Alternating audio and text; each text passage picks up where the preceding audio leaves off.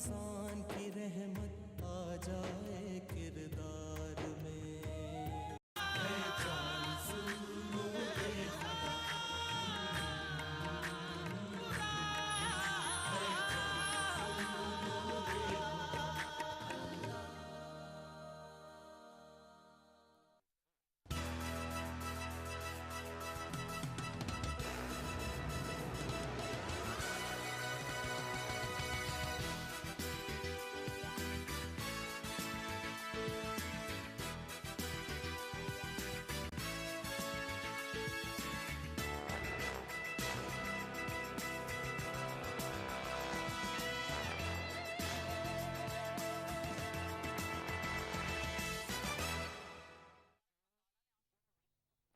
Assalamu alaikum. Hello, good morning. I hope you guys are very well and you're ready to start your day with myself, Maha Mukhtoom, only on PTV World this morning. We have a wonderful show lined up for you.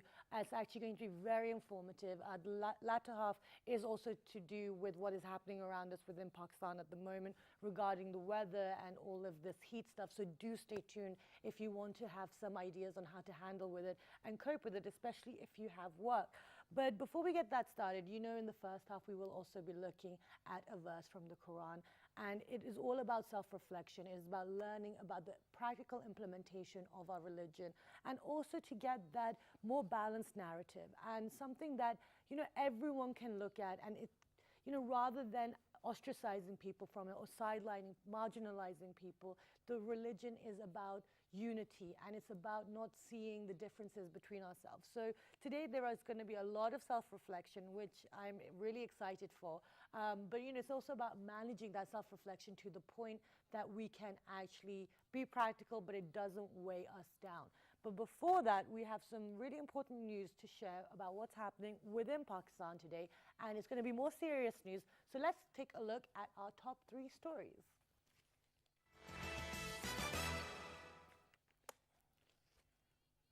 The Election Commission has allotted electoral symbols to at least 77 parties who were clear of any objections. I feel like we should have a show on voting and the importance of it and the impact. And moving on, Ali Jahangir Siddiqui has assumed the charge as the new ambassador of Pakistan to the United States at the Embassy of Pakistan in Washington, D.C. Congratulations to Ali Jahangir Siddiqui. It's an important role. Moving on now with the heat that's going on.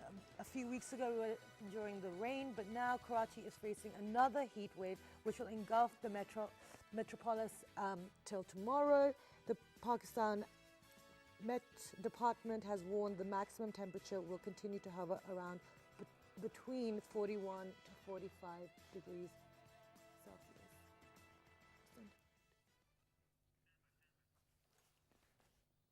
So it's early in the morning, and I realized there were some words I mispronounced there, but you guys got the gist of it. But it's very important that we keep in line. Now, we have the elections coming up, there's the heat wave, so everything we need to kind of monitor what's going on as well, because with the elections, you know, we have to play our part, you know, people that can vote, and we will probably try and do a show on it at some point just to see what the citizens of Pakistan are required to do and what is within their power. And then secondly, about the heat wave, do be careful, guys, because we are seeing in the news that people are losing their lives because it's, you know, it's really intense these days. So anyway, now moving on. As you know, we always in the morning, in the first half, we look at a verse from the Quran. And today we will be doing just that. And it's going to be some very important, it's Surah Al-Araf, Ayah 22. And we've been joined by Dr. Yusuf Raza, who is our Quran teacher, but he's a psychiatrist by profession, which I feel is very helpful when it comes to interpreting the Quran. Definitely, like if you bring your own field to the table when you're talking about the Quran, that adds to it, and you get a better understanding of both. Okay, Yeah, wonderful. So okay, so let's get started, and then we can ask you how your fast's going afterwards. Because I realized I didn't do that yesterday after we welcomed you back. But okay, so let's talk about this because this is a very important surah. Right. So Surah Al-Araf, we spoke about Surah An'am yesterday, Yes. and today we move on to Surah Al-Araf. And Of course, it's a long surah, one of the longer Meccan surahs. We just take a representative verse that we can get at least some lessons out of and hope that it can guide us as to the rest of the message as well. Right.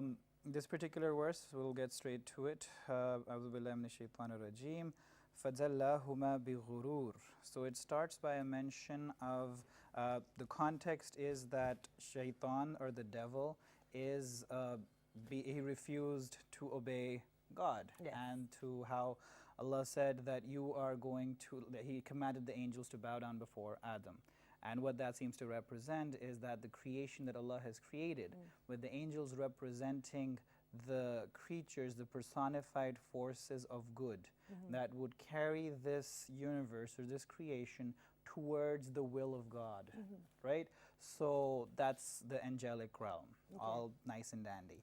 But then there is this character who is not of the angels as such, but he has worked his way up with spiritual achievements to the point that he has been given the rank of angels. Okay, because this is what was always kind of a gray area, because it was like, well, if they're supposed to worship God and, you know, they don't have the freedom of will of choice like we do, then how could he have said no?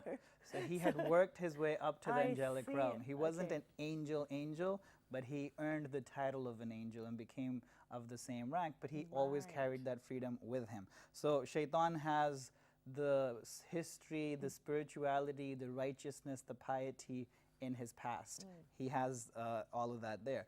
And so he refuses to acknowledge, which practically means that whatever this creature is being created for, I'm not going to facilitate it. Rather, I am going to try my very best to oppose it as whatever way I can. Right. Right? Whatever licenses I'm given to do that.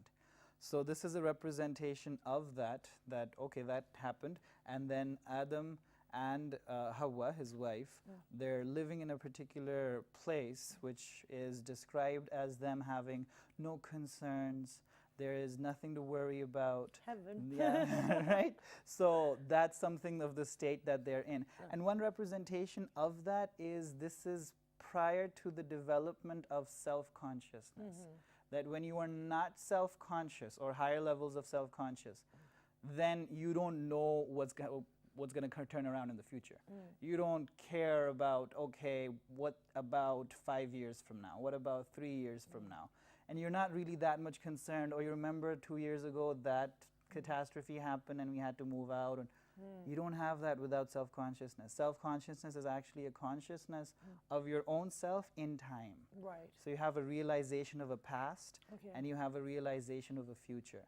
Now with that emergent property, with that particular ability, so much baggage comes in, as with potential, with ability, but along with that, a lot of negatives, if you will, quote unquote, as well, the harms that it can potentially cause. Right. So this is being represented over here as to how interestingly shaitan facilitated that development of those faculties, of that ability, that tree that you're not supposed to go to. So God says, do whatever you want to, whatever the heaven you want to, but you cannot go near this particular tree.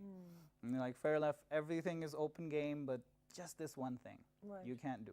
Shaitan comes up to them and says, and it's not like he came up to them and introduced himself, okay, good morning, my name is Shaitan, I'm the devil, I hate you, and I'm going to destroy you, and so here, why don't you listen to me? That's not what it is. The Quran emphasizes how it is a waswasa, that it is something of a, the way we experience waswasa, in that there are impulses and thoughts within us as human beings that we experience, that we are influenced by, that we don't know where they come from.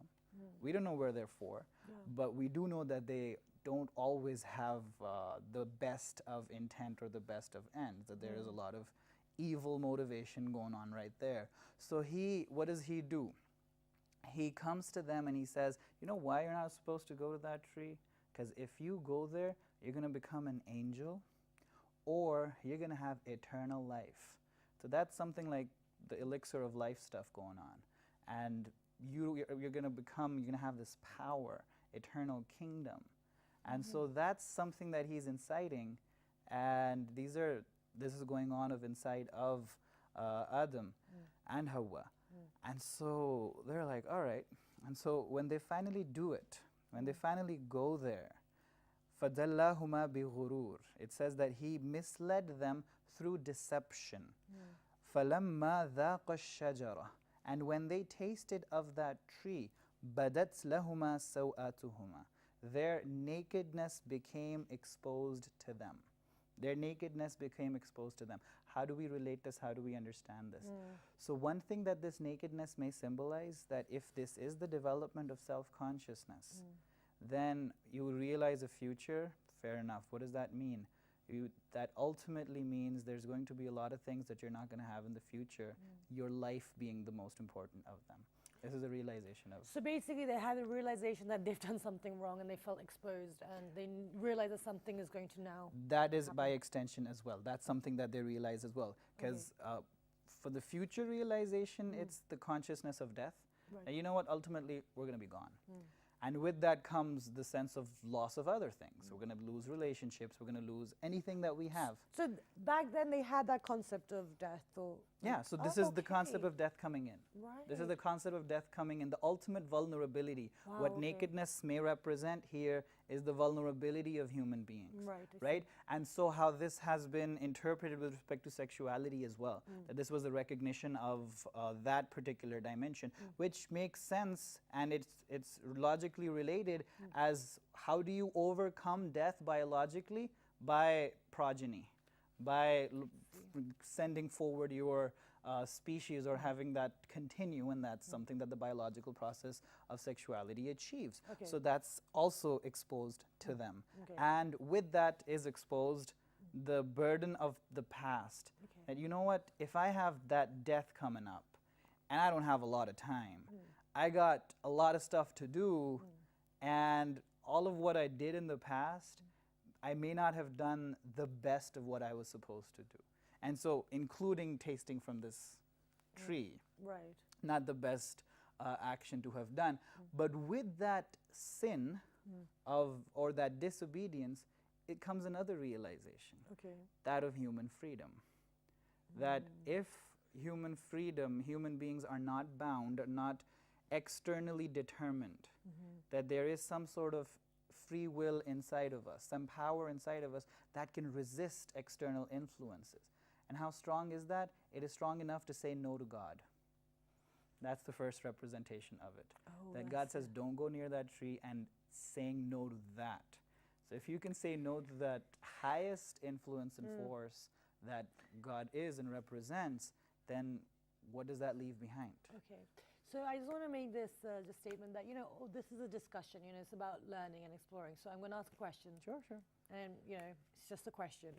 So now, when it's been forbidden, it's there, you have the shaitan doing what.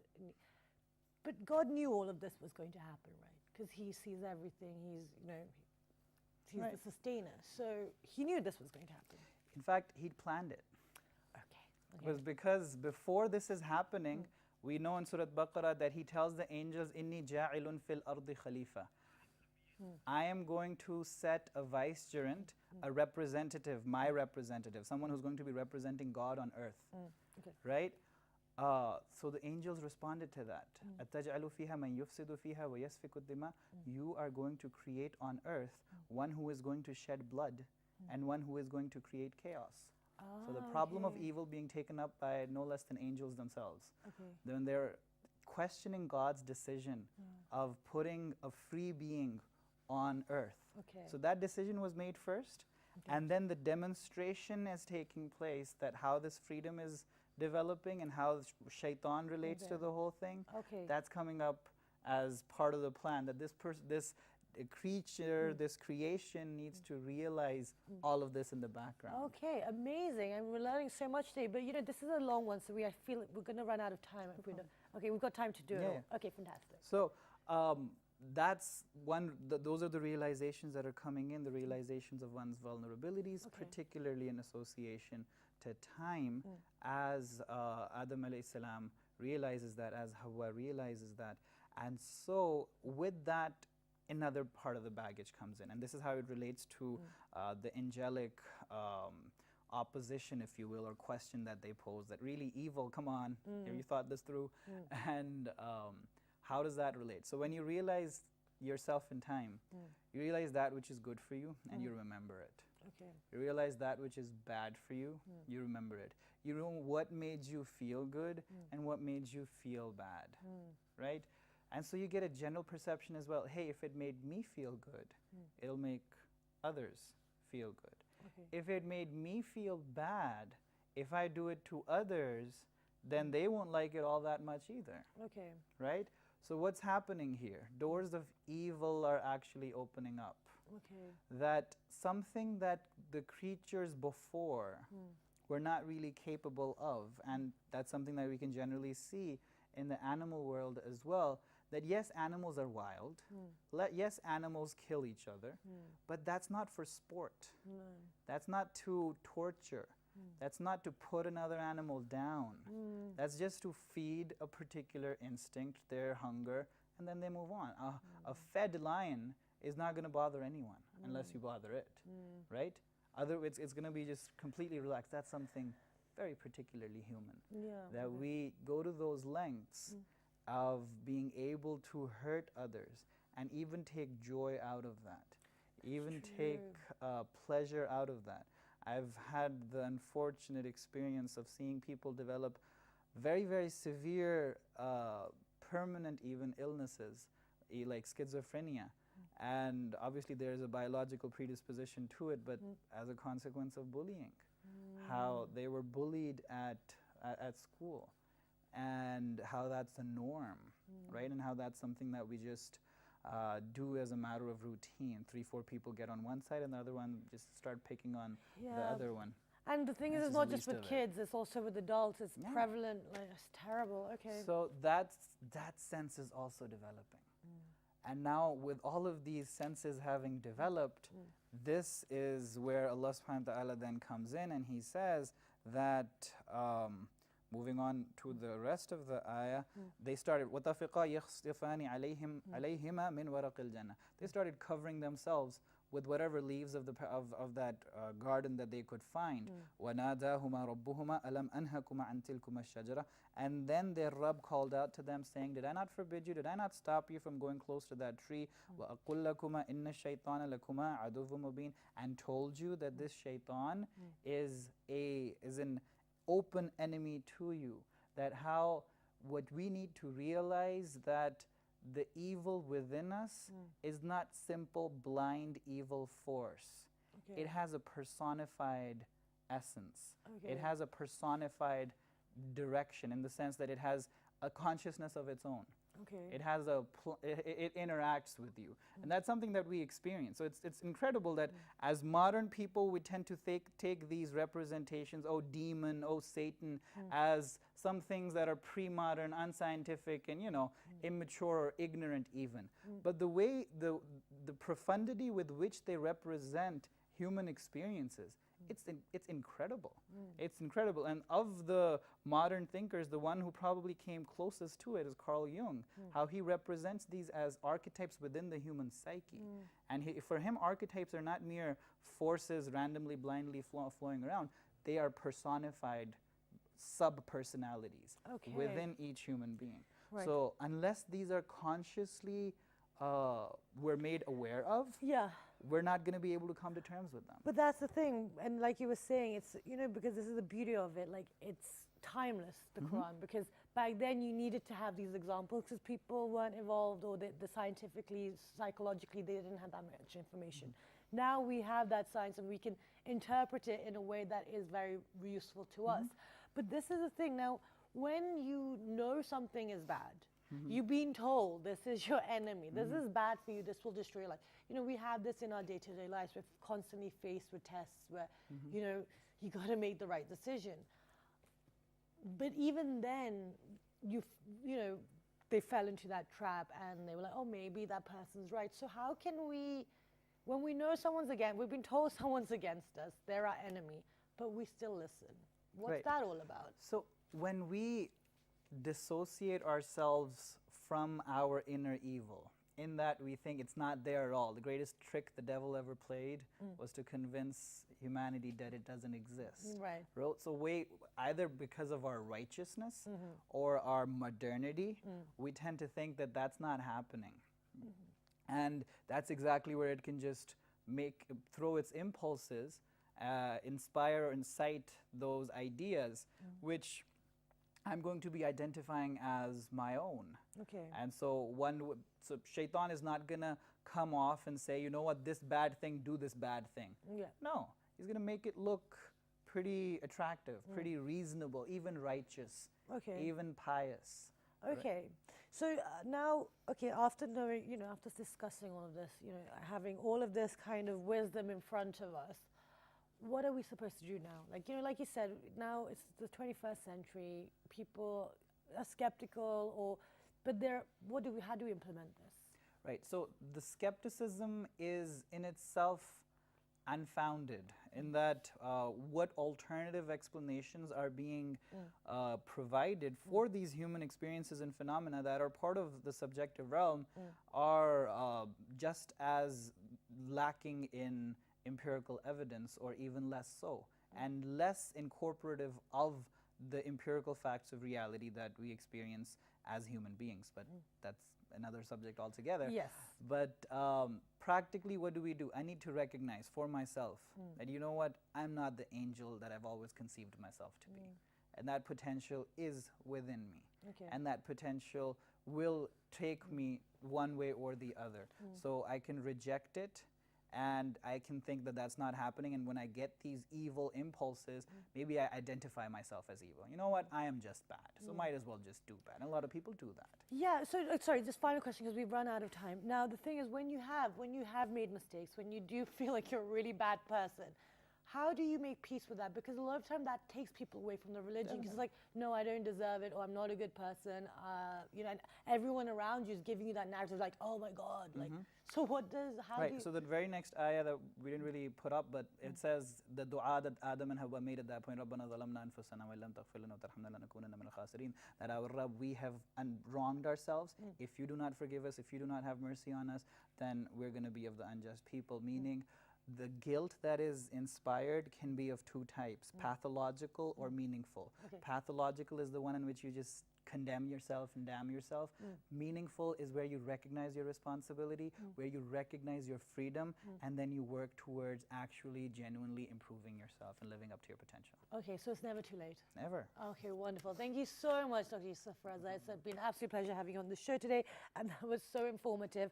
And I hope you guys took something away from that. And it's about, kind of really realizing and being realistic with yourself and saying that I need to work on these things, and it's never too late, as the Quran also tells you. There's always room for forgiveness, and it continuously says God is merciful as well. And we're in Ramadan, so it's the best time to kind of try and perfect that. But now we're going to go for a short break, and when you come back, we're going to be talking about something else that's having a direct impact on a lot of people living within Pakistan. It is to do with this heat wave, so we're going to give you a lot of information and advice.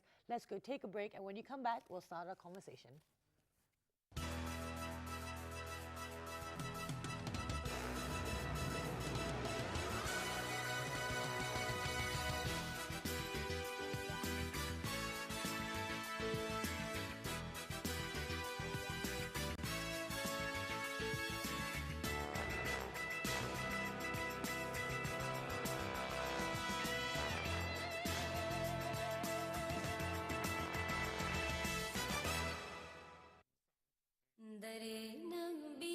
The second 10 days of Ramadan are to seek forgiveness. أستغفر الله ربي من كل ذنب أذنبته وأتوب إليه. I seek Allah's forgiveness from all my sins, and I ask for repentance. से काम होगा.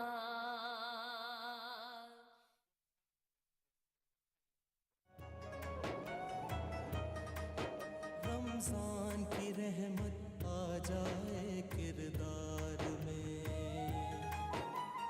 बातचीत में नरमी हो, खुशी मिले सार में. रमजान पाकिस्तान अल्लाह का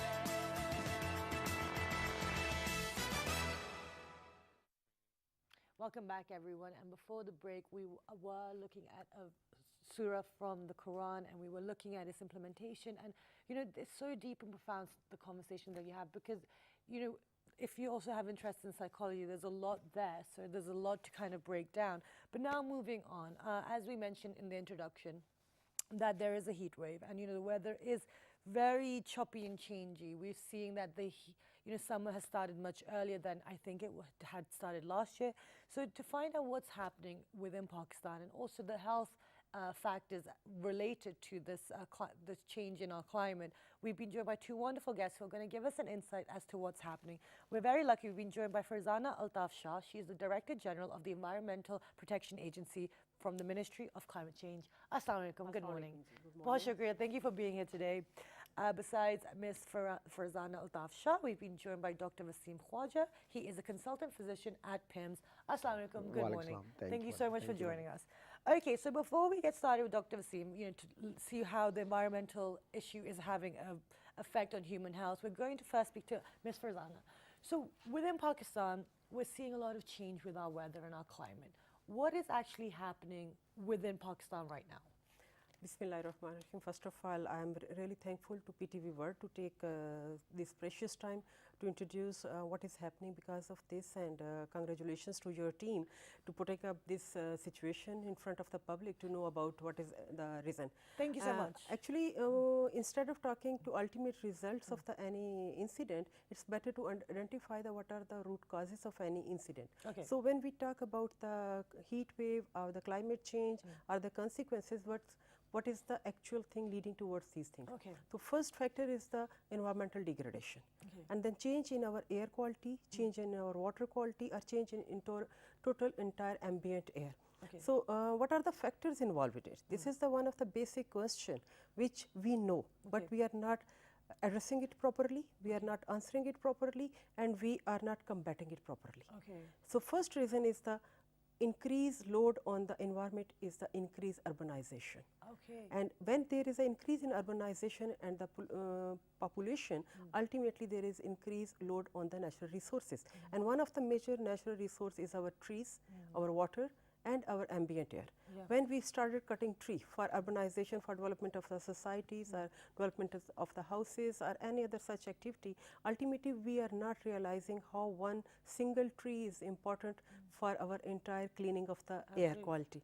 So this is one of the major factors. Secondly, every individual, I will emphasize on it, every individual of the society can play a vital role, because if a single household is being even constructed, it is adding on some heat island, concrete area into the natural soil, which ultimately will reflect the radiations of the sun and will generate the heat. Okay. So every single person who is constructing his or her house or any other building or any other structure, they are responsible equally for contributing to this entire phenomena. So they are equally responsible to take the steps for addressing this issue. We'll talk about the solutions and the responsibility on every citizen within the country as to what to do. But first, let's talk about the different things, because you mentioned that the trees, you know, the deforestation. Exactly. And then that has a direct impact on the quality of air and the pollution in the air as well. So now, you know, because when from childhood, I've been visiting Pakistan every year, especially Islamabad, and I've seen the way the Maragala hills have even changed. You know, you go down to E11, D12, they've gone into the hills. So now we know that's happening. But how can we, let's talk about some of the solutions. So how can we stop that, or how can every citizen make sure that their voice is heard about, or they're being made aware as to the consequences of this? Recently, our Ministry of Climate Change took an initiative for the Islamabad city, particularly, and for entire country. Our Prime Minister took an initiative last year on 9th of February, Green Pakistan program. Right. This is one factor to plant the more and more tree. There are so many other factors which can contribute to address this issue, but only if I talk about the plantation, we started a campaign in Islamabad, Har Ghar Ek Shajar. Okay. So we distributed a plant to every household in Islamabad and requested them, please plant these trees, take care of them. Planting of tree is not the only solution, but to take care of the tree at least for the minimum 5 years to let it grow. Okay. This is one factor. Second, nowadays I have with me to show online air quality data, which is being generated by the Pakistan Environmental Protection Agency. Yeah, and we're going to have the figures up as well for the online air quality data, right? Yeah. Presently, what we have observed since 1st of Ramadan, air quality of Islamabad is much better than the previous days and than the days of the winter. One of the major factor, immediately with the start of the Ramadan, a good decision was taken that all the young children who were going to school, their school have been closed. So mostly load of the traffic has been reduced on the roads. Okay. Second factor is that. Sorry, 1 second. Can we please get the data up so that people can see the figures as well? Yeah. So because we're talking about that right now. Yeah. Okay. So let's see. So I can tell you the factor. One of the major factor which we concluded in these days, and as compared to the last 3-4 months we were generating the data, our air quality is really good at the moment in Islamabad. And one of the factor is that mostly traffic load because of the Ramadan is less on the roads. So other than cutting of the tree, second factor is the increased load of the traffic population on the roads, which is a mobile source of the air pollution. And our vehicles, we don't have presently any regulation which can decide about the life of a vehicle to be on the road. So every vehicle is equally contributing in different form of the emissions, either emissions of the SOx or emission of the NOx or hydrocarbons or methane. And one of the major factor along with this one, mostly when we see the traffic jam on the roads, the people are trying to move their vehicles from the unpaved roads, which results in the storm of a dust. Okay, absolutely. So now we're just going to pause there for a moment, and you know, we should have had the data up there because we've spoken about the air quality now. So, but anyway, so here it is. Okay, so that's all the things that ma'am has just spoken about. But now moving on to Dr. Wasim. Dr. Wasim, we talked about all these things that are happening. You know, the quality of air is going down. Yes, okay, during Ramadan it's getting better, but that's because people aren't going out. This is not sustainable. So what impact is it having on people's health? What are you seeing at the hospital at All the the things which she has discussed, air pollution, water pollution, environmental pollution, all these having a very much bad effect on persons, every person. Okay. Sometimes it's less, sometimes more. Yeah. It depends upon the condition of the person. Yeah. If it's so we'll talk about that. So what are we seeing? What effects is this having on patients and people? yes, patients, many patients eating too much, coming with the diarrhea. 4,000 patients with indigestion symptoms, some vomiting, some have diarrhea, some have pain, some have fever, and some have drowsiness. Some And this is due to the weather? Due to the weather and increased temperature, under 4 degree temperature of a person has been go to sunstroke or heat stroke, unconsciousness, coma, and if much more, then it's ultimate is going to die. Yes, so if that's not the treated thing. properly. Yeah, so that's the thing. We've been seeing that the people have been, you know, unfortunately have passed away because of this heat and suffering. So now you've talked about the digestion problems and you've talked about the heat stroke. So these are very two important things. Now, what are the signs and symptoms for someone who is outside? You know, they have to work. A lot of people are fasting. You know, so what should people be doing as preventative measures? And then also the signs if someone is suffering from a heat stroke. Yeah, there are many categories. When you're exposed to heat, there are many categories. Some come with pain in the muscles, especially like some with the temperature is increased under 4 degrees, some has a slight temperature increased, some come with the drowsiness, vertigo and dizziness and chest pain, and sometimes temperature is more and then under 4 degree temperature and skin is cold and red, all these symptoms. Whenever these symptoms are there, then they go and contact the emergency department. And if it's not in the emergency, then the other persons, they can help and have a cool, you have to cool the environment and the body.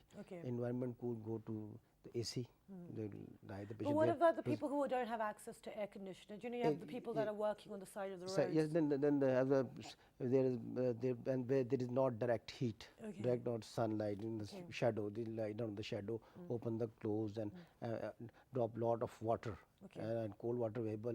It's all right one, otherwise any water, so that body should cool down. Okay, so it's about getting the temperature of the body. And mostly if the child is less than 4 years of age, anyone 65 years of age, they have not the system properly to contact or other any problem regarding the temperature. When fluctuation in temperature, they can't tolerate. So they suffer. Some people suffering from heart disease, lung disease, brain disease, liver disease, kidney diseases, and taking medicine like hypertensive medicine. So they can't be able to correlate good. Our body can't correlate good to normalize the temperature of the body. So that's fine. So you know, all these. That's the thing. We know all these people are suffering, and we're suffering. You know, even people who are relatively don't have these health They issues. should avoid going outside. Okay, so that's what I want to know. So what should they be doing? Avoid going out. Avoid going out. Light clothes, light weight, and loose. So that sweating shouldn't be stopped. If sweating is stopped, then temperature rises. Okay, I see. And exertion, avoid exertion, and eat plenty of fluid, water. Okay. Now the thing is, because so now the people who aren't fasting, they can do that. You know, they can keep themselves hydrated. For the people that are fasting, you know, the Muslims in the country, how are they supposed to, minimize the damage of the heat on themselves or the suffering? Between iftari and sari, they can eat a lot of water, slight salt, so that salt shouldn't be depleted when they are exposed to the heat. And the balanced diet. Balanced diet should be there in small diets. Okay, you know, so now the thing is, we're going to pause that conversation there, and we're going to come back to what types of food have high water, you know, like that very good for hydration. But let me move back to Ms. Farzana. You were talking about the different projects that have been taken, and you're talking about the role of individuals regarding this heat. But, you know, obviously everyone can play the part, but now going forward, what would you say are the solutions that, you know, we really need to start implementing regarding the change that we're seeing in the climate within Pakistan? This is one very valid question. And what is the need today? Yeah, what's the need of the hour? Actually, what I said, every individual has to play the role. Yes. I will give you the example of the Vietnam. Vietnam is a very small country, and in the entire world, presently Vietnam is in minus CO2 emissions. Reason is that they don't celebrate anything without planting the tree. The plantation of the tree, which is called the natural air cleaning factories, we are losing them day by day. What is the present our forest cover? Ultimately, trees are holding the rainwater. They are storing, their root system stores the water for the groundwater, and we are depleting our water resources as well. Similarly, when you are going to construct a house, you should plan it according to your environmental requirement instead of your social status. Okay, yes. You should look into that. You should use minimum electronic appliances. Like if you are using air condition in your home, you should construct your house in a way with a material which is eco-friendly and which you go for the green procurement. Okay. So encourage such type of the practice. Then similarly, water conservation practice. We don't consider the practice of the rainwater harvesting from our rooftops, and we are designing our houses on the design of the UK, Belgium, or any other country. But if you go there, you will see every rooftop is having the facility of the rainwater harvesting. Where we in Pakistan, we are not doing these practices. Second thing, I will share about this heat wave again. What is a heat wave actually? We need to inform our public when the temperature is above the 41 degree. Right. Up till the 41 degree, we don't call it the heat wave. When temperature crosses the 41 degree Celsius, with strong waves of the heat, increased radiation, and increased level of the pollution in the air is called the heat wave. So I was this morning looking into the temperature of the next 4-5 days with the precipitation. Heat wave is also related with the precipitation or humidity in the air. Okay. So presently today in Islamabad we are having the humidity less than 1% in the morning, and at 8 o'clock in the morning our temperature was around 32-33 degrees Celsius. Right. So we can imagine why this temperature rise in the capital city, which is surrounded by so many mountains and the area. Why this is in so much increase? Because there is a natural ecosystem in the nature which keeps it stabilized. Similarly, I will give the example of the Karachi. Although Karachi was an urbanized city since years and population was growing over there, but now what is happening over there, the culture of again increasing heat island. We term heat island the large paved area where sun falls and reflection of the heat goes to the other area. We are generating the heat islands without any absorbing island into that in the form of the green areas, unpaved areas and soil. Okay, now the thing is, within Islamabad, we're very lucky. We're very fortunate. It's the more, it's the very soft side of Pakistan, Islamabad. We have greenery, there's a bit more structure. Now, but actually when you step outside, even if you go to the neighboring town, then you go to Lahore, it's very different. That is, what people call real Pakistan, because it's, there's so many people, it's all built up. Now the thing is, that situation is there. How are we going to resolve it? Because this is the conversation that a lot of people have in these cities is that, are there any measures being taken to make things better for the future, or are we not? Is no government body or no civil society, is no one thinking about that, about the future? Yes. To resolve it. Usually it is said it's never too late. I will say it's too late yet. Okay. We are late. Okay. We need to do a lot of the steps. Okay. We need to do a lot of the steps, and again, civil society, government, public, private sector, everybody has to play the role. Especially if we talk about our area of the Sindh, especially rural area of the Sindh, where people are deprived of the basic safe drinking water. How they are going to combat with this situation which is emerging out of this climate change and environmental disaster. So one of the example which I give about the Green Pakistan program, this has been initiated by the federal government with the help of the provincial government, and every provincial government has to contribute equal amount into that program, and they have to increase their forest cover area in next 5 years. And those targets have been set. And if this program is successfully implemented in the Pakistan, this will be one of the milestone in regenerating our trees or our forest cover area.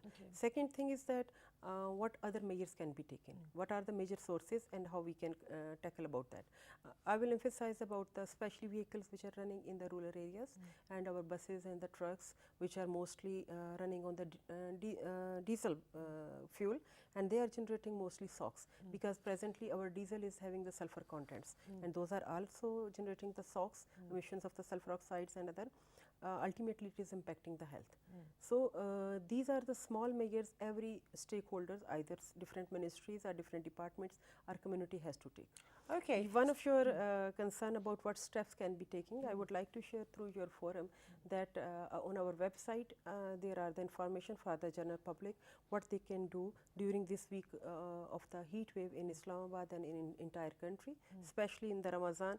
And one of the very important way of protecting yourself from the heat if you are going out, put a wet cloth on your head and cover your neck and shoulder with that wet cloth. At least it will reduce your extra sweating, and it will provide you some cooling effect. Wonderful. And wear the light color clothes. We have published this brochure. Excellent. What is required. Okay, wonderful. Where is this accessible? Where can people see this brochure? On the website of the Pakistan Environmental Protection Agency. Wonderful. www.environment.gov.pk.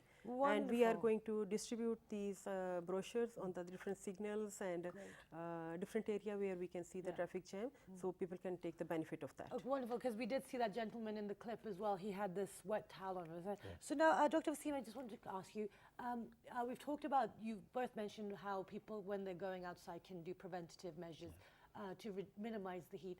But how about the foods intake? So any specific food, that because we're in the summer, Pakistan's very lucky with the types of fruits they have. What would you recommend that people should be taking during Sehri and then Iftari? Yes, people should take a balanced diet and lot of fluids, whether they are feeling thirsty or not. Because dehydration also lead to the heat stroke, along with temperature and along with increased humidity. So have a balanced diet.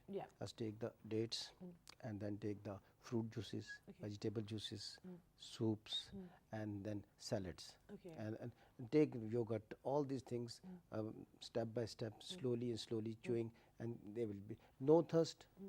go on taking the water and fluids. So Okay. that dehydration should be prevented. This is the main thing. Yes, exactly. And prevention is better than cure. But actually, we have run out of time. Thank you so much for being here. It's been an absolute pleasure having you, ma'am. And thank you, sir, for being here. It's been very informative. So we shared the website as well, where you can get all this information, and we'll be putting it on our website as well, so that you guys can see how can you guys survive this heat wave. Or for all the people in Karachi, you know, for anyone in the areas that are suffering, do make sure you check it out, because there are some good little tricks.